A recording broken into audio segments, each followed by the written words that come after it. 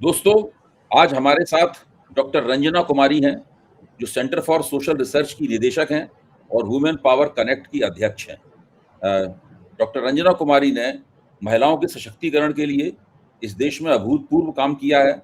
उनके संगठन ने महिलाओं की गोलबंदी और उनको सामाजिक राजनीतिक धरातल पर सशक्त करने के लिए एक महत्वपूर्ण योगदान इस संगठन का है और रंजना जी कई दशकों से इस काम में लगी हुई हैं। और जो महिलाओं को जो राजनीतिक आरक्षण देने की प्रक्रिया चल रही है, जिसके ऊपर कल संसद के विशेष सत्र में एक विधेयक लाए जाएँगे।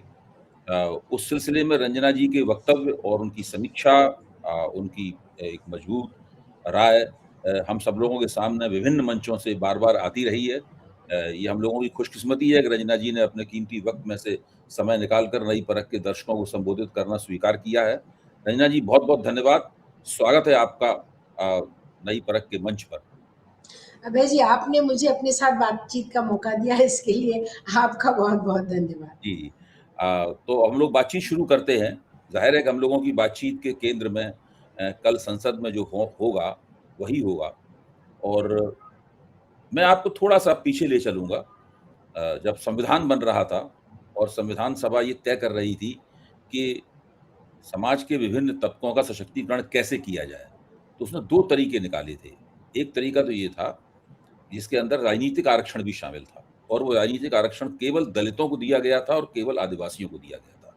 और जिन-जिन तबकों ने राजनीतिक आरक्षण की माँग की थी, जैसे कि पिछड़े वर्गों ने, ओबीसी ने, अन्य पिछड़े वर्गों ने भी राजनीतिक आरक्षण की माँग की थी, लेकिन संविधान सभा ने उन माँगों को नहीं माना। मुझे ध्यान नहीं पड़ता है, आप इस बारे में ज़्यादा बताएँगी कि उस वक़्त लैंगिक आधार पर आरक्षण की माँग किस किस तरह से आई थी संविधान सभा में और उसके बारे में क्या राय हुई उसमें और किस तरीके आई थी भी या नहीं आई थी, ये मेरे ख्याल से आप ज़्यादा इस इतिहास को स्पष्ट कर सकती हैं। मुझे अभी उसका इतना ध्यान नहीं है। लेकिन अब भारत की संसद आज की परिस्थितियों में पहले से ही ये प्रस्ताव सर्वसम्मत से पास हो चुका है कि महिलाओं को 33% राजनीतिक आरक्षण दिया जाए। ये राजनीतिक आरक्षण है, ये स्पष्ट कर देना चाहिए, नौकरियों में आरक्षण नहीं है। ये शिक्षा संस्थाओं में आरक्षण नहीं है और दूसरी चीज़ों में आरक्षण नहीं है, ये राजनीतिक आरक्षण है। इसका सीधा मतलब हुआ कि देश में सत्ता का जो ढाँचा है, राजनीतिक सत्ता का जो ढाँचा है, उसमें महिलाओं को 33% आरक्षण देने का प्रस्ताव पास हो चुका है। अब उसको व्यावहारिक रूप से कैसे लागू किया जाए, इसके लिए कल भारत की संसद फैसला करेगी। उसके रास्ते की बाधाएँ क्या हैं, उन बाधाओं को मिटाया जाएगा। अब मेरे दिमाग में हमेशा एक सवाल उठता है कि इस आरक्षण को, जिसका मैं हमेशा से समर्थक रहा हूँ, मेरा हमेशा मानना रहा है कि जिस दिन महिलाओं को राजनीतिक आरक्षण प्राप्त हो गया, उस दिन वो गेम चेंजर साबित होगा और बहुत सारी समस्याएँ बिना प्रयास के ही समाप्त हो सकती हैं। मैं ऐसा मानता हूँ और इसके लिए मैं लिखता रहा हूँ, बोलता रहा हूँ, कुछ एकेडमिक काम करने की भी कोशिश की है और जो पत्रकारिता के मंच हैं, उनके ऊपर तो अपनी बात मैं कहता ही रहा हूँ। अब देखिए, इसके अंदर पुरुष समाज जो पहले से हावी है और जमा बैठा हुआ है, वो कई तरह की तिकड़में करता है। समर्थन समर्थन का अभिनय करते हुए और यहाँ तक कि समर्थन करते हुए भी वास्तव में वो तिकड़म करना नहीं भूलता। मुझे ये भी एक तरह की तिकड़म लगती है कि पहले 543 सीटों को बढ़ाकर 816 कर दिया जाए। उसके बाद उसमें से 273 सीटों पे आरक्षण दे दिया जाए। यानी इस पूरी तिकड़म के अंदर प्रपंच ये है कि पुरुषों को किसी भी किस्म की कोई राजनीतिक कुर्बानी न देनी पड़े। पुरुषों को अपनी तरफ से महिलाओं के लिए 1 इंच भी ज़मीन ना छोड़नी पड़े। यानी ज़मीन का साइज़ थोड़ा-सा बढ़ा दो। ज़मीन का साइज़ बढ़ा दो, फिर बढ़े हुए साइज़ में महिलाओं को बैठा दो। पहले ये बढ़ा हुआ हिस्सा जो है ये आपका है। लेकिन हमारा जितना हिस्सा है, जिसमें हम अभी तक आज़ादी के बाद से हुकूमत कर रहे हैं, उसको कैप्चर किए बैठे हुए हैं, इसके अंदर से हमें 1 इंच ज़मीन भी ना छोड़नी पड़े। ये जो पूरा तरीका, क्योंकि देखिए, इसको ऐसा करने के कारण ही ये समस्या पैदा हुई। जी। अगर ये फार्मूला नहीं लाया जाता तो ये समस्या ही नहीं पैदा होती। भाई, परिसीमन होना है, जनगणना होनी है, ये तो हर जनगणना के बाद में परिसीमन होता है, तो सामान्य प्रक्रियाएं चलती रहेंगी। 543 में ही अगर आरक्षण दे देते तो बाद में परिसीमन और जनगणना होती रहती और उसके बाद में उसके हिसाब से महिलाओं को अपने आप 33% आरक्षण मुतवातिर मिलता रहता, कोई झंझट ही नहीं होता उसके अंदर। अभी तक जितने भी चुनाव हुए हैं, उस प्रस्ताव के पास सर्वसम्मत से पास होने के बाद में अभी तक महिला आरक्षण के तहत ये चुनाव हो रहे होते। तो मैं जिस तरह से देख रहा हूं, इसे आप किस प्रकार समझेंगी, किस प्रकार व्याख्या करेंगे? देखिए, सबसे पहले तो अभय जी, जो कॉन्स्टिट्यूशन संविधान बना था वो महिलाओं के आज़ादी के संघर्ष में योगदान, और फिर संविधान के निर्माता की जो समिति थी उनमें उनकी भागीदारी, इसकी वजह से ये मान के चला गया कि एक तरह से इक्वालिटी होगी, बराबरी होगी और कोई भेदभाव महिलाओं के प्रति नहीं होगा। और इसमें फिर बाबा साहब भीमराव अम्बेडकर ने ये बात बहुत स्पष्ट रूप से कही थी कि जिस देश में महिलाएं आगे नहीं आएंगी, महिलाओं का विकास नहीं होगा, वो देश आगे नहीं बढ़ेगा। और आप देखिए कि वही कुछ एक तरह से कहिए कि वो एक कुछ ब्रह्म वाक्य था, और वही देखने को मिल रहा है कि महिलाएं नहीं आगे आई और बहुत सारी, जैसा आपने कहा, समस्याएं अपने आप समाधान हो जाता। अब आते हैं अभी का जो प्रपोजल है, क्योंकि जो हमारी चर्चा है उसका मूल मुद्दा यही है कि भी जो प्रपोजल है उसमें सीटें बढ़ा दी गई हैं। आपको मालूम है कि ये 30 साल पुराना झगड़ा चल रहा है, विधि से इसको संसद में लाने की कोशिश की गई।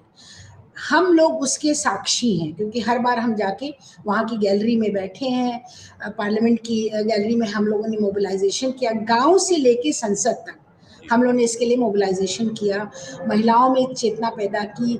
ट्रेन यात्रा के जरिए हम पूरे देश में गए और हम 100 मीटर का कपड़ा प्लेटफॉर्म पे बिछा देते थे और लोग उसमें साइन करते थे, और वो सहमति कि जनता इस बात से सहमत है, इसको चाहती है, हमने लाके राष्ट्रपति को दिया था। और बहुत सारी बातें, मैं उसमें नहीं जाऊंगी।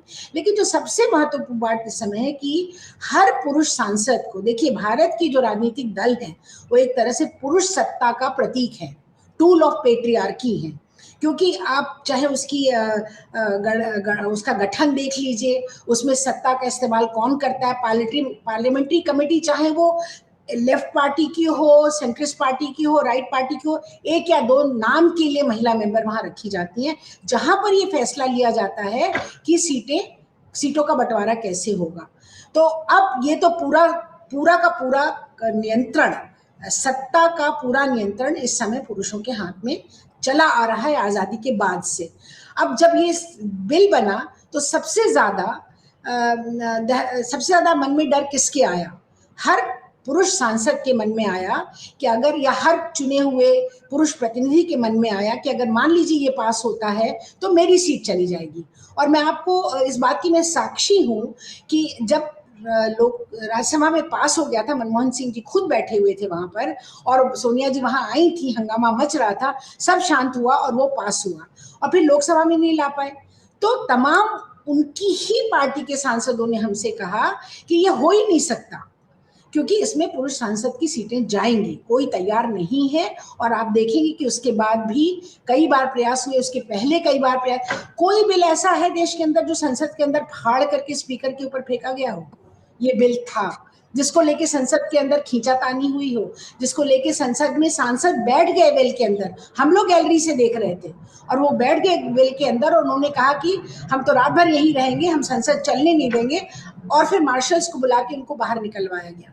तो ये एक ऐसा सत्ता के जो कहते हैं कि इसके दोनों, महिला पुरुष दोनों मिलकर के इसका उपयोग करें, इसमें आए, शामिल हो, ये सबसे बड़ा चैलेंजिंग मुद्दा रहा है। और इसी के कारण ये बिल आज तक पास नहीं हो पाया।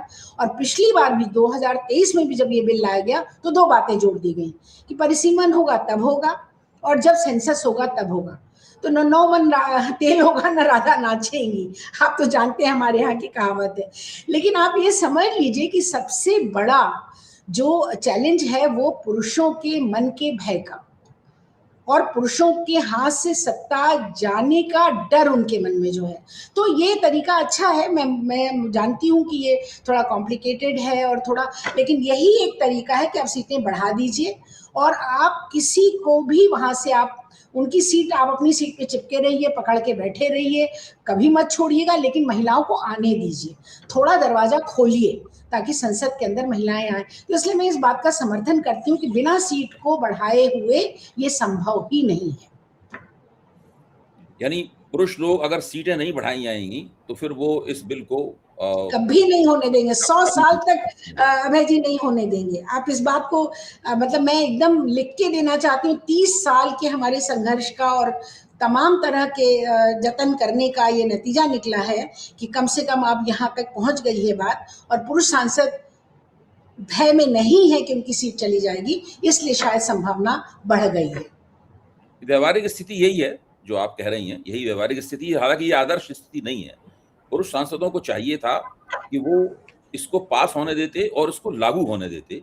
उसके बाद में जाहिर है कि नई जनगणना होती, नई जनगणना के बाद में नया परिसीमन होता, उसके बाद में अपने आप ही सीटों की संख्या उसमें बढ़ जाती, क्योंकि देश की आबादी बहुत बढ़ चुकी है, सीटों की संख्या भी बढ़ती।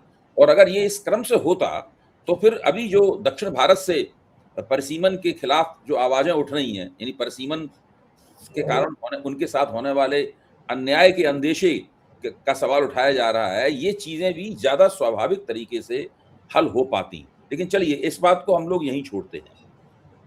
जिस वक्त ये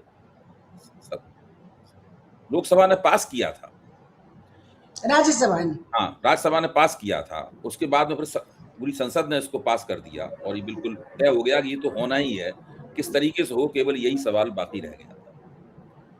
उस समय एक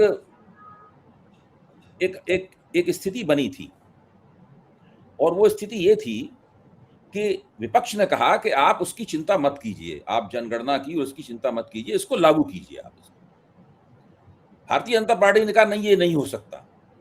और भारतीय जनता पार्टी कोई तारीख भी बताने को तैयार नहीं थी, कोई सीमा भी बताने को तैयार नहीं थी, और इस तरह से ऐसा लगा कि अनंत काल के लिए ये बिल लटक जाएगा।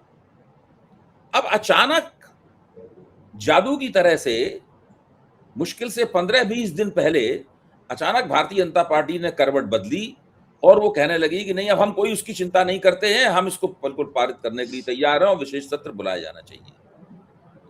ऐसी जल्दबाजी वो दिखाई उन्होंने, जिससे सब लोग चकित रह गए। ऐसा लगा जैसे वो किसी अपनी रणनीति के तहत इस काम को करना चाहते हैं, क्योंकि भाई महिलाओं को राजनीतिक आरक्षण मिले ये तो कोई मुद्दा है ही नहीं, क्योंकि ये तो बात पास हो चुकी है। कब मिले, कैसे मिले, ये रह गई बात। तो ये इन्होंने भारतीय जनता पार्टी ने ये अचानक किया इसके अंदर। देखिए ये बात आपकी सच है अभय जी, लगता है कि अचानक क्यों किया उन्होंने ऐसा? अभय जी आपकी बात बिल्कुल सच है कि लोग कहने व्हाई नाउ, अभी क्यों, आप अभी क्यों करने जा रहे हैं। तो मुझे जो एक राजनीतिक विज्ञान की विद्यार्थी भी होने के नाते और पॉलिटिकल एनालिसिस में मैं बहुत साल से कर भी रही हूँ, तो मुझे ये लगता है कि ये जो पूरा समय है, ये अगर ये लागू होता है 2029 में, तो ये निश्चित तौर पर, और मैं देख रही हूँ क्योंकि मध्य प्रदेश के चुनाव में, फिर उड़ीसा के चुनाव में, बिहार के चुनाव में महिलाओं ने एकजुट होकर के वोट दिया, और ये वोट पुरुषों से ज्यादा वोट महिलाओं ने दिया, और उन्होंने खुद तय करके फैसला करके वोट दिया। इसमें कहीं नहीं पति पिता पुत्र का नहीं चला, जो पहले अभी तक हम लोग की एक परंपरा रही है कि नहीं औरतें अपने आप कहाँ से वोट देती हैं, वो तो जो उनको कहा जाता है वोट देती हैं। पर वो बदल रहा है। उसका कारण है कि आज हमारे देश के अंदर लगभग 14.6% लाख महिलाएं चुन करके विभिन्न स्तरों पर पंचायती राज सिस्टम में आ गई, और आज से नहीं आई हुई, कहीं 4 बार चुनाव हो चुका है, कहीं 5 बार, कहीं कहीं 6 बार चुनाव हो चुका है। तो एक पॉलिटिकल मोबिलाइजेशन और डेमोक्रेटाइजेशन का असर हमें ग्रास रूट पर दिखाई पड़ता है, और महिलाओं की अपनी एक voting constituency, women's vote matters, जो हम लोग हमेशा कहते थे, अब वो हो गया है। वो औरतों के धीरे धीरे करके वोट, तो एक तो वो उसका लाभ, जो भी राजनीतिक दल इस काम को करेगा, जो भी राजनीतिक दल इसमें महिलाओं को जोड़ पाएगा, वो उसको पॉलिटिकल एडवांटेज होगी। ये महिलाओं के बिहाफ पे मैं सोचती हूँ और कहना चाहती हूँ। दूसरी बात जो बहुत महत्वपूर्ण है, वो सिर्फ विमेन वोट का मुद्दा नहीं है। आज महिलाएं हर क्षेत्र में, चाहे वो एजुकेशन हो, एम्प्लॉयमेंट हो, चाहे वो मतलब कहीं भी आप देख लीजिए, IT हो, हर जगह आज अपनी एक शख्सियत महिलाओं की बन गई है। उस शख्सियत को आप ज्यादा दिन नहीं ठेल के रोक पाएंगे, आप उसको ज्यादा दिन, तो ये भी एक समय है। अच्छा, महिलाओं को न्याय देने का समय कब? अगर आजादी की पूर्व संध्या पर नहीं हुआ उसके बाद 30 साल से नहीं हुआ, तो कभी तो आएगा ना वो समय जब महिलाओं को न्याय दिया जाएगा। तो ये ठीक है, ये मत प्रश्न करिए, क्योंकि देखिए सबके मैनिफेस्टो में हम लोग मैनिफेस्टो बनाते थे, महिलाओं का मैनिफेस्टो, और सारी पॉलिटिकल पार्टीज की मैनिफेस्टो कमेटी को हम लोग जाकर के मैनिफेस्टो देते थे कि महिलाओं की क्या मांगे हैं, आप चुनाव के बाद महिलाओं के लिए क्या करेंगे। सबसे पहला मुद्दा हम लोग का होता था महिलाओं को आरक्षण देंगे, और वो मुद्दा चाहे कांग्रेस पार्टी हो, चाहे ममता दीदी की पार्टी हो, चाहे वो दक्षिण भारत की सभी पार्टियां हो, तो वो मुद्दा लगातार करणी मुझी जी तो जाने कितनी बार हम लोग के कार्यक्रमों में आके एड्रेस कर कमिटमेंट कर चुकी हैं। तमाम, मैं सबका नाम अलग अलग लोगों का नहीं लेना चाहूंगी, लेकिन सभी पार्टी और कांग्रेस पार्टी तो पूरी तरह से कमिटेड है। और मेरे ख्याल से सोनिया जी ने अपने लेख में भी लिखा है कि जहां तक आरक्षण का सवाल है, हमें उससे कोई आपत्ति नहीं है, वो तो होना ही चाहिए, क्योंकि वो उनकी पार्टी का मुख्य मुद्दा रहा है। तो ऐसे में अब ये कहना अब क्यों, कल क्यों नहीं, परिसीमन के बाद क्यों नहीं, देखिए 2023 में पास हो गया, दोनों सभा में राष्ट्रपति जी ने भी उस पर सिग्नेचर कर दिया, लेकिन लागू नहीं किया, क्योंकि उसके साथ दो अड़ंगा लग गया। एक अड़ंगा लग गया परिसीमन, दूसरा अड़ंगा लग गया संसद का जो हमारी क्या कहते हैं, जो हमारी जनगणना। तो ये अड़ंगे लगाते अगर रहेंगे तो कभी नहीं होगा। मैं तो कहती हूँ कि 100 साल मैं तो अड़ंगों के पक्ष में नहीं हूँ। मैं तो जी पहले ही के मैंने कहा कि मैं तो ये चाहता था, जब पास किया 2023 में, उसी वक्त ये लागू हो जाता। मैं तो इन दोनों अड़ंगों के विरोध करते हुए ही मैंने ये चर्चा शुरू की। मैं जी उनके जी पक्ष में नहीं हूँ। मैं तो ये सोच रहा हूँ, क्योंकि दरअसल हिंदुस्तान में हर चीज राजनीति के जरिए ही संसाधित होती है, उसी के जरिए प्रोसेस होती है। जब राजनीतिक स्वार्थ अनुकूल होते हैं, तभी भले काम हो पाते हैं।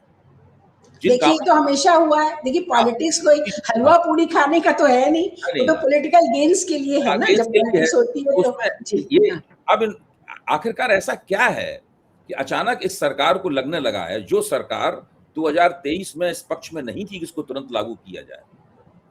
ऐसा 2023 में भी महिला वोट अपने आप में उभर चुका था। मैं ये कह रहा हूं 2023 तक भारतीय जनता पार्टी के पक्ष में कांग्रेस के मुकाबले ज्यादा महिला वोट पड़ने लगे थे। सीएसडीएस लोकनीति के का सर्वेक्षण बार-बार इस बात को कहता था। 2019 में बहुत बड़े पैमाने आपने ही खुद इस बात को कहा, जी, हाँ। सबके सामने आप इस बात को ले आए। जी तो वो तो महिला वोट तो पहले से स्थापित हो चुका था, अब तो उत्तरोत्तर और स्थापित हुआ है, ये सही बात है। जी अब अचानक ऐसी कौन-सी बात मैं आपके साथ बिल्कुल ये भी डिकोड करना चाहूँगा। हम दोनों एक ही राह के राही हैं। बिल्कुल बिल्कुल। मेरा जेंडर पुरुष का है, आपका स्त्री का है, इसका मतलब ये नहीं है हम लोगों की राय इस मामले में भिन्न है।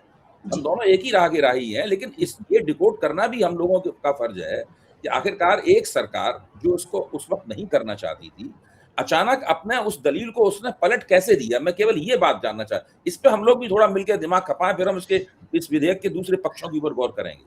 देखिए संक्षेप में कोई भी क्या लगती है? देखिए जी, कोई भी राजनीतिक दल, राजनीति में पावर की लड़ाई है, सत्ता की लड़ाई है, इसमें तो हम लोग कोई दोनों लोग हम जानते हैं इस बात को। और अगर इस सत्ता की लड़ाई में एडवांटेज किसी एक दल का होता है, तो वो उस मुद्दे को निश्चित तौर पर उभारेगी, चाहे वो अनुदान दे करके महिलाओं को जो पूरा दिया गया, चाहे उनको राशन दे करके, चाहे किसी भी तरह से।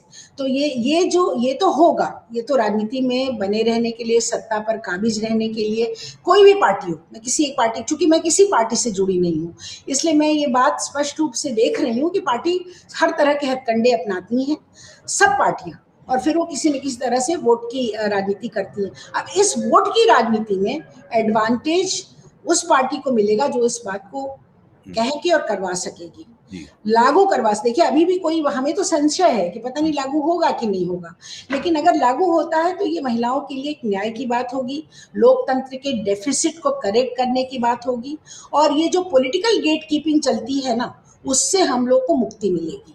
तो ये इसलिए मैं सिर्फ महिलाओं के पक्ष की राजनीति की है, मैंने पूरे जीवन, आपने भी कहा, और हम उसी पक्ष को देखते हुए सोचते हैं, देर आयत दुरुस्त आयत लाइए, लागू करवाइए, और फिर उसका जो लाभ है वो तो मिलेगा ही, और आप जानते हैं लाभ मिलेगा, इसीलिए हो रहा है।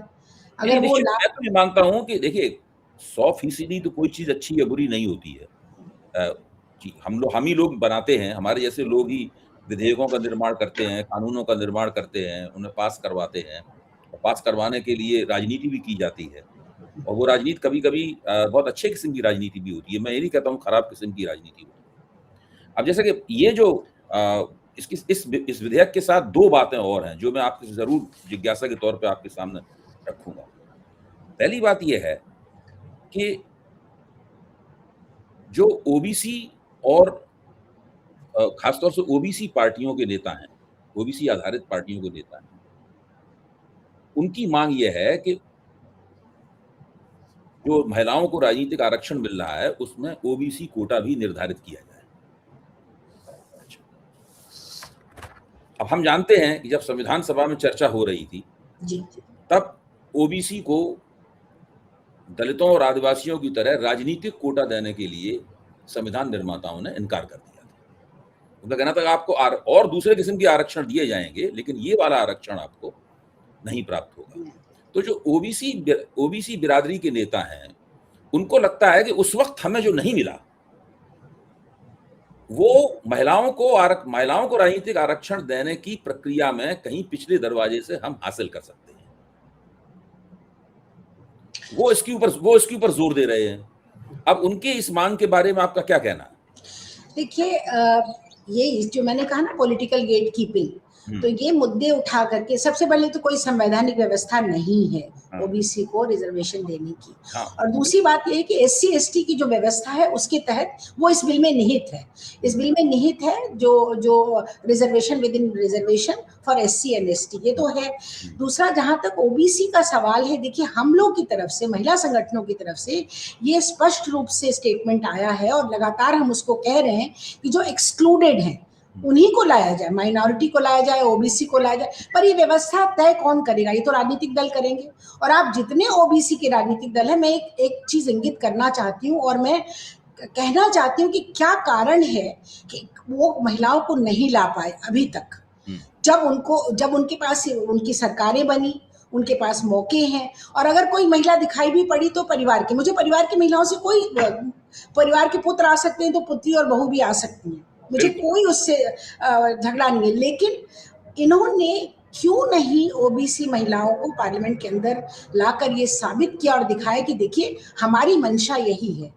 तो पॉलिटिकल गेट कीपिंग इन्होंने भी खूब अच्छी तरह की ताकि महिलाएं घुसने ना पाए। आप राजनीतिक दलों का हाल जानते हैं, वहां पर सदस्यता महिलाओं की एक आर्टिफिशियल ढंग से दिखाई जाती है और रियल मेंबरशिप नहीं होती, और फिर उसके बाद ना तो उनकी पार्लियामेंट्री कमेटी में होती है, ना तो उनकी एग्जीक्यूटिव कमेटी में होती है।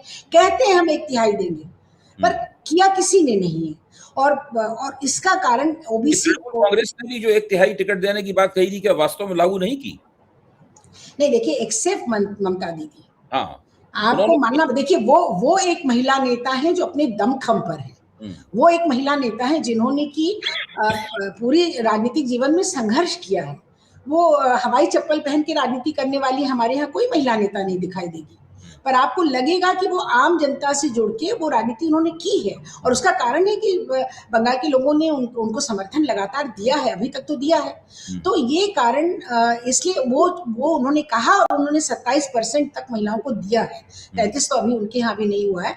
लेकिन उसी तरह से नवीन बाबू ने किया उड़ीसा में, कहाँ बैठी हुई महिला थी सेल्फ हेल्प ग्रुप में, उसको संसद के अंदर पहुंचा दिया। कितने राजनीतिक दलों ने ये सब काम किया। तो मुझे लगता है कि जनता दल और तृणमूल कांग्रेस ये दोनों अपवाद हैं, बाकी उन्होंने नहीं किया, सही बात बाकी लोग जी। और अगर अन्य राजनीतिक संगठन भी महिलाओं को 20%, 25% या 30% टिकट देने में आरक्षण शुरू कर देते, तो ये समस्या दूसरे तरीके से सार्वजनिक जीवन में संसाधित होती है। ओबीसी मेन आ सकते हैं, ओबीसी मेन की राजनीति हो सकती है। हम तो कह रहे हैं कि जितनी एक्सक्लूडेड महिलाएं वर्ग के लोग हैं, महिलाएं हैं, सबको शामिल करिए, माइनॉरिटी को भी तो लाइए। कितने लोग माइनॉरिटी महिलाओं को संसद में लाते हैं? बिल्कुल, इक्का दुक्का नाम है बस। तो ये हम, कोई नहीं कह रहा है एलीट वर्ग की महिलाएं आए, पढ़ी लिखी आए, और चाहे जैसे पहले कहते थे परकटी महिलाएं आए, वो सब कुछ नहीं है। परकटी तो सभी हैं, हम पुरुष भी परकटे हैं और महिलाएं भी परकटी हैं, लेकिन आए और उनको लाया जाए। पुरुष नेतृत्व को ये स्वीकार करना पड़ेगा, क्योंकि कंट्रोल तो उन्हीं का है ना सारी पार्टी पर। अगर ममता दीदी का कंट्रोल है उनकी पार्टी पर, तो उन्होंने कहा और कर दिया, काफी हद तक कर दिया। अच्छा, अब आपको ये जो विधेयक कल लाया जाएगा, इसकी संरचना में क्या कोई समस्या दिखती है, या आप कोई आप चाहेंगी कि इसमें ये सुधार हों, कुछ ऐसे पहलू, क्योंकि अब जब आएगा और वहाँ पे संसद में इसकी समीक्षा होगी, सब लोग उसके ऊपर बोलेंगे, बहस-मुबाहिसा होगा। आज जब मैं आपसे ये प्रोग्राम रिकॉर्ड कर रहा हूँ, तो शायद कुछ देर बाद विपक्ष की भी कोई एक मीटिंग होने जा रही है। जी, वो भी जी। इसमें अपनी संसदीय रणनीति तय करेंगे। उससे भी कुछ साफ-सुथरा होगा कि साफ होगा कि कल संसद में दरअसल होने क्या जा रहा है। विपक्ष किस हद तक, किस प्रकार से सरकार का ये जो सरकार की जो पेशकश है, इसमें किस तरीके से भाग लेगा। विपक्ष क्या कहेगा? क्योंकि विपक्ष की तो माँग थी कि भाई आप इसको कीजिए, सरकार ने उस वक़्त नहीं माना था। अब सरकार इसको इस तरीके से पेश कर रही है जैसे कि वही उसी के दिमाग में ये बात पहली बार आई है। विपक्ष की माँग सरकार सरकार ये भी तो कह सकती थी कि भई हम आपकी माँग ही तो मान रहे हैं, जो आपने पहले कहा था। लेकिन ऐसा कुछ उनकी तरफ से नहीं कहा गया है। वो इस तरीके से अपनी बात रख रहे हैं कि महिलाओं के सबसे बड़े हितचिंतक और हितसाधक वो ही हैं। फिर भी ये अभय जी कहा जाता है ना, आपने भी पिताजी माताजी से सुना होगा और मेरे भी माताजी पिताजी तो कहते ही थे कि कोई अगर एक लाइन खींच रहा है और तुम्हें उससे परेशानी है तो तुम उससे लंबी लाइन खींच दो। मतलब कि कोई अगर कुछ कर रहा है, जिससे एक राजनीतिक अगर कोई प्रस्ताव ला रहा है जिससे आपको परेशानी है, तो आप उससे ज्यादा मजबूत प्रस्ताव रखिए, लेकिन महिलाओं के हक को मत मारिए। बहुत हुआ अन्याय महिलाओं के साथ, अब न्याय की बारी है और इसको रोकिए मत, क्योंकि अगर आप अब की रोक देंगे तो शायद अगले बहुत सालों तक फिर कोई चर्चा नहीं होगी। और इस बार अगर कहना 3 बातें इसमें दम है, 3 बातों में, और 3 बातें और जोड़नी चाहिए। आपकी बात का मैं जवाब दे दूं। एक दम तो ये है कि बढ़ा दे रहे तो किसी का संकट नहीं है, किसी के सत्ता, किसी कुर्सी छिन जाने का किसी पुरुष को संकट नहीं है। दूसरा जो इसके अंदर दम है कि 2071 के भरोसे चल रहा था अभी तक का जो सीटें बंटवारे हुए थे, तो उसी को बेस मान लीजिए, और सॉरी 1971 का, और उसी को आप बेस मान लीजिए और उसको लेकर के आप जो बंटवारे हुए थे, तो जहां जहां प्रोपोर्शनेट में, जैसे मान लीजिए तमिलनाडु की 38 सीटें हैं, तो उसी प्रोपोर्शनेट में 1/3 वहां जोड़िए, ठीक है, महिलाओं की सीटें, वही वही वो एक इसमें ताकत है। तो अभी परिसीमन का खतरा कि हमारी सीटें कम हो जाएंगी वो नहीं है। 1/3 सीटें आपकी जुड़ रही हैं, चाहे वो कोई भी राज्य हो, वरना तो परिसीमन अगर आप करनी शुरू कर देंगे तब तो दक्षिण के राज्य निश्चित तौर पर सामने आएंगे, उनको जरूर पॉपुलेशन स्टेबलाइजेशन का नुकसान उठाना पड़ेगा। तो इसलिए वो करने की जरूरत नहीं है। अभी जो सीटें हैं प्रोपोर्शनेटली वही हर राज्य में उसी हिसाब से बढ़ा दी जाए, तो एक तो वो हो जाएगा। दूसरा जो इसमें ताकत है, और तीसरी ताकत ये है कि सामयिक है। अभी चुनाव 2029 का बाकी है, आने वाला है, तो अब अगर हम अभी से लागू करेंगे तो फिर शायद तब तक सब कुछ फैसला हो जाएगा और सीटें तय हो जाएंगी और महिलाओं को मिल जाएंगी। तो ये और तीसरा जो मैं एक बात जोड़ना इसमें चाहती हूँ कि दोनों चीजों से पूरी तरह से अभी आप इसको हटा दीजिए, क्योंकि अगर आपने जनगणना देखा तो आप लोग तो जानते हैं कितना टाइम लगता है। By the time the reports will come, by the time people will get to know कहाँ कितने लोग बढ़े, क्या हुआ, तो ये बड़ा अपने आप में समय लगने वाली बात है। और फिर ये 2029 भी निकल जाएगा, ये तो मैं मतलब मान के चल रही हूँ। और दूसरा, आप इसको परिसीमन से मत जोड़िए, वही बेस मान करके कि आपने 2011 के सेंसस को बेस मान लिया। देखिए 2011 के सेंसस के बेस पे ही तो सब कुछ चल रहा है अभी। जी। चाहे वो आप नीति बना रहे हैं, बजट बना रहे हैं, जो कुछ भी आपके प्रोजेक्शंस हो रहे हैं 2011 पे ही तो चल रहे हैं, तो उसमें कोई नई बात क्या है, तो उसको मान लीजिए 2011 पे। तो इसलिए हमारी तो करबद्ध प्रार्थना है सभी राजनीतिक महिला संगठनों की तरफ से, चूंकि मैं एक बहुत बड़े महिला समूह का प्रतिनिधित्व भी करती हूँ, तो हमारी तो करबद्ध प्रार्थना है कि बस आप इसको आने दीजिए, पास हो जाने दीजिए। तैयारी बहुत जरूरी है, और मुझे लग रहा है राजनीतिक दलों को जो थोड़ा ज्यादा इस समय खटक रहा है वो इसलिए भी क्योंकि तैयारी नहीं है, उनके यहाँ उतनी महिलाएं तैयार नहीं, लेकिन आ जाएंगी। आप उनकी लीडरशिप ट्रेनिंग करिए, आप उनके, जैसे हम लोग ने IIM बैंगलोर के साथ कोर्स चलाया, महिलाओं की ट्रेनिंग की, नेतृत्व की, उनको ली कुआन यूनिवर्सिटी सिंगापुर भेजा हम लोगों ने कि आप देखिए कैसे लेजिस्लेटिव ड्राफ्टिंग होती है, आप देखिए कैसे कोई भी प्रस्ताव लाया जाता है, कैसे डिबेट की जाती है। तो ये चीजें महिलाओं के बीच में तत्काल शुरू करें ताकि आपकी 29 तक तैयारी हो जाए और आप इस काम को कर सकें, और कर सकते हैं। तमाम हम जैसे लोग, तमाम हम जैसी संस्थाएं इस काम को करते आ रहे हैं और आगे भी हम पूरी तरह से मदद करने को तैयार हैं। तो ये संभव है। तो इसलिए एक तो मेरा सुझाव ये भी है कि तैयारी, pipeline of women leaders should start getting ready now.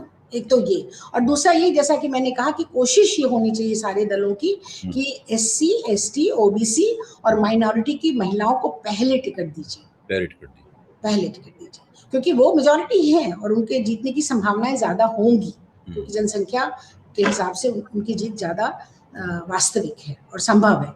तीसरी बात जो मैं ये कहना चाहती हूँ कि देखिए, पार्लियामेंट्री डेमोक्रेसी जो अभी तक जो सबसे बड़ा हमारी कमी रही है पार्लियामेंट्री डेमोक्रेसी की, वो कि हमने महिलाओं के विषय पर पार्लियामेंट के अंदर कुल 7%, मैक्सिमम जो पार्लियामेंट ने डिस्कशन किया है 7% टाइम डिवोट किया है खाली।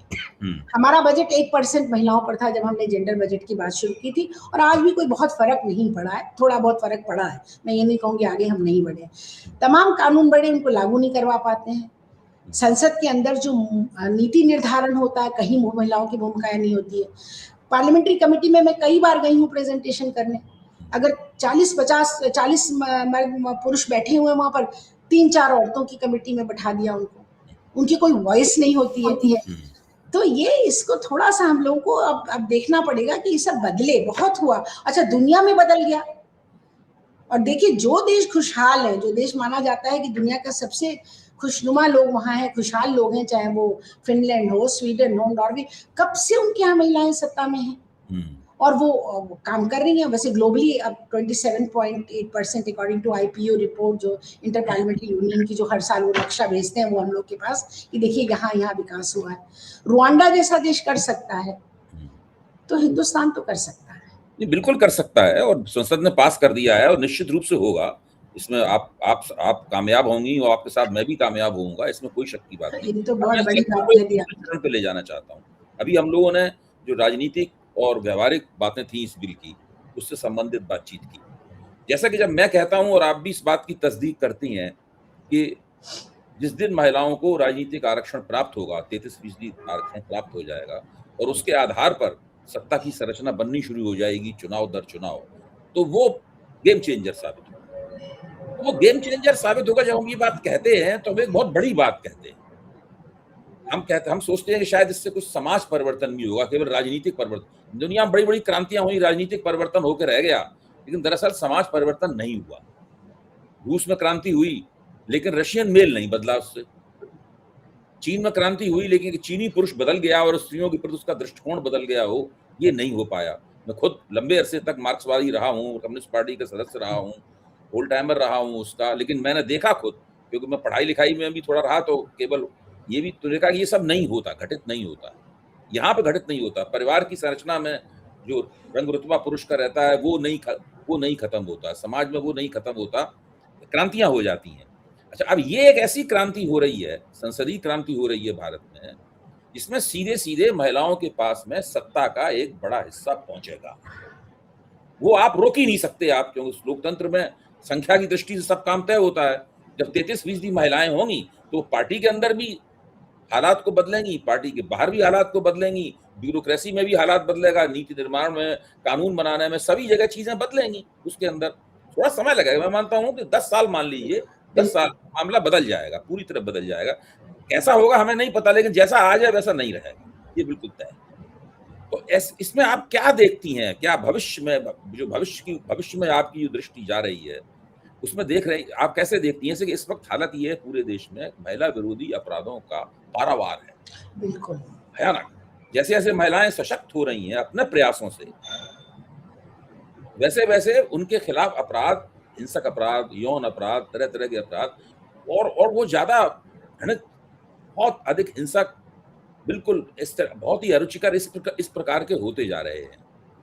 और दूसरी तरफ एक और पक्ष है कि जिन स्त्रियों को परिस्थितियों वश या उनके अपने प्रयासों वश सत्ता में आने का मौका मिला, भारत में बहुत सी स्त्रियों को सत्ता में आने, इंदिरा गांधी उनकी सबसे बड़ी प्रमाण है, नंदिनी सतपथी थी, मायावती हैं, अभी ममता बनर्जी हैं, और भी कई स्त्रियां, दुनिया में भी बहुत सी स्त्रियों को मिला, थैचर थी, श्री मावो भंडार नायके थी, अभी भी वहाँ ऑस्ट्रेलिया में भी, इटली में भी महिला हैं, और भी बहुत सी महिलाएं, नाम बहुत से गिनाए जा सकते हैं। जब हम लोग ये जांच करते हैं, जब पुरुष के पास सत्ता होती है तो वो सत्ता का किस तरह इस्तेमाल करता है, और जब स्त्री के पास सत्ता होती है तब वो सत्ता का किस तरह कुछ भिन्न तरीके से इस्तेमाल करती। इन तमाम बातों को ध्यान में रखते हुए आप बताएं कि इससे जो हम कहते हैं गेम चेंजर होगा, दरअसल क्या गेम कहाँ बदलेगा, कैसे बदलेगा? मैं असल में तो आप हमारे बहुत अच्छे एडवोकेट हैं अभय जी, और महिलाओं के पक्ष को रखने का सबसे सशक्त आपके पास तर्क है। लेकिन 2 बातें मैं कहूँगी कि इससे एक सोशल शिफ्ट होगा, एक तरह का एक सोशल शिफ्ट होगा, क्योंकि जिस समाज में महिला को नेता के रूप में देखना शुरू करते, गाँव में भी देखिए शोध हुआ और उसका मैं ज़िक्र करना चाहूँगी, हम लोगों ने खुद भी किया, तो वन ऑन वन रिलेशनशिप है कि अगर महिला नेतृत्व में है तो हिंसा कम हुई है। हिंसा का स्वरूप बद से बदतर हुआ, इसमें कोई दो राय नहीं है, पर ओवरऑल एब्सोल्यूट वायलेंस जहाँ जहाँ औरतें पंचायत में हैं, जहाँ वहाँ पर सभासद हैं, तो वहाँ एक हिंसा कम हुई है। और ये शोध से सामने आई है बात कि reduction in violence against women. तो ये, लेकिन जो कल्चरल और सोशल शिफ्ट की मैं बात कर रही हूँ, सिर्फ हिंसा की नहीं कर रही हूँ, परिवार के अंदर भी जब महिला नेता के रूप में सामने आती है तो परिवार शुरू में हो सकता है पुरुष नियंत्रण करता है, इसमें कोई उपपति प्रधान और ये सब चला था, लेकिन आज आप जाके देखिए अलवर जिले में हम लोग बड़ा सघन काम करते हैं, गाजीपुर, बलिया, बस्ती, देवरिया, बड़ा तमाम, मैं तो इटावा आपको मालूम है, बागरी पोर्ट पर, सारे तमाम जगहों पर मैं जा चुकी हूँ और तमाम महिलाओं से मिलती रहती हूँ। अब वो बात नहीं है, क्योंकि गुड्स एंड सर्विसेज की डिलीवरी औरतें कर पाई हैं, खड़ंजा बनवा पाई हैं, नल लगवा पाई हैं, जो अनुदान आता है उसको बंटवा पाती हैं। तो ये सब करने से उनके अंदर the sense of power develop हुआ है कि कैसे हमारे पास सत्ता आती है और हम उसे, और दूसरा उनके प्रति परसेप्शन बदल रहा है। तो जब संसद में और विधायिकाओं में इतनी संख्या में महिलाएं आएंगी तो सबसे पहले तो संसद और विधायक, मुझे लगता है कि असेंबलीज थोड़ा सोबर जगह बन जाएंगी। एक बार हमसे कलाम साहब ने पूछा था, क्या कितना बोलती रहती है, इतना सब कुछ, क्या फर्क पड़ जाएगा अगर औरतें आ गई तो nature of power will change sir, this is what will happen when women will come to politics. जो इस समय मेन मनी माफिया, ये जो एक तरीका हो गया है राजनीति का, इस पर भी थोड़ा नियंत्रण लगेगा। और मैं ये नहीं कहती हूँ आप सारी जिम्मेदारी औरतों पे डाल करके और कहें कि नहीं नहीं ये तो आई थी, बड़ा बड़ा क्लेम कर रही थी, फेल हो गई।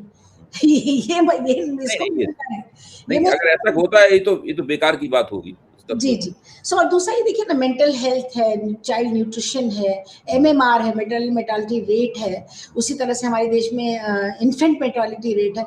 हम अभी भी काफ़ी कुछ सुधरा है, मैं ये बिल्कुल नहीं कहूँगी, मैं वो नेसेयर्स में से नहीं हूँ कि नहीं सब कुछ बर्बाद हुआ है, नहीं, बहुत कुछ बदला है, लेकिन जिस तरह दुनिया में बदल गया वैसे हमारे यहाँ भी नहीं है। और ये इन इश्यूज पर आज काम करने की ज़रूरत है, जो कि समाज की पूरी जो कहते हैं नींव को मजबूत करने वाले जो मुद्दे हैं वो औरतें ज़रूर उठाएंगी और उन पर काम करेंगी, ये मैं पूरे भरोसे के साथ कह रही हूँ, क्योंकि मैंने देखा है और शोध करके उसको पाया है। तो एक तो कल्चरल सोशल शिफ्ट होगा, परसेप्शन टुवर्ड्स विमेन बदलेगा, हिंसा कम होगी और तमाम जो ज़रूरी मुद्दे हैं उन पर निश्चित तौर पर और अच्छा काम होगा। शर्त एक और है हमारी, जैसे पंचायती राज में इन्होंने क्या किया, सर्विस डिलीवरी में तो औरतों को डाल दिया कमिटीज में यहाँ वहाँ, लेकिन गवर्नेंस में नहीं लेकर के आए। और दूसरा ये कि जो महिलाएं राजनीति में आए वो विमेन्स पर्सपेक्टिव के साथ आए, उनको समझ हो कि आखिर महिलावादी नीति है क्या और हमें उसमें किस तरह से, तो दोनों ही शर्तों को हम लोग कोशिश करेंगे कि शर्तें हो और इनको लागू किया जा सके। अब इसमें एक और दिक्कत आएगी, जैसे कि हम कल्पना कर रहे हैं कि 2029 का चुनाव जो होगा लोकसभा का, वो महिला आरक्षण लागू हो चुका होगा, उस वक्त चुनाव होगा, तो महिलाओं को 33% महिलाएं एमपी बनकर आएंगी या विधायक बनकर विधानसभाओं में जाएंगी, फिर उसके बाद में मंत्रिमंडल बनेंगे, बिल्कुल मंत्रिमंडल बनेंगे। फिर आप देखिए वहां पे क्या खेल होता है, क्या 33% महिलाओं को मंत्रिमंडल में जगह प्राप्त होगी? क्यों आरक्षण इसके लिए नहीं है, आरक्षण केवल एमपी एमएलए बनने के लिए है, वहां पे जगह उनको प्राप्त होगी, कितनी जगह प्राप्त होगी, मतलब ये सारे बहुत सारे, अभी जो लड़ाई एमपी एमएलए बनने के लिए लड़ी जा रही है, ये लड़ाई आगे जाकर सत्ता में वास्तविक हिस्सा प्राप्त करने के लिए उसको लड़ाई को अभी और भी बढ़ाना पड़ेगा। कम से कम मैं नहीं देख पा रहा हूँ कि एमपी एमएलए तो बन गई, लेकिन मंत्री बनेंगी कि नहीं बनेंगी? मंत्री बनेंगी तो कौन से विभाग प्राप्त होंगे? उप मंत्री ज्यादा बनेंगी, राज्य मंत्री ज्यादा बनेंगी कि कैबिनेट रैंक की मंत्री बनेंगी, ये सारे प्रश्न हैं।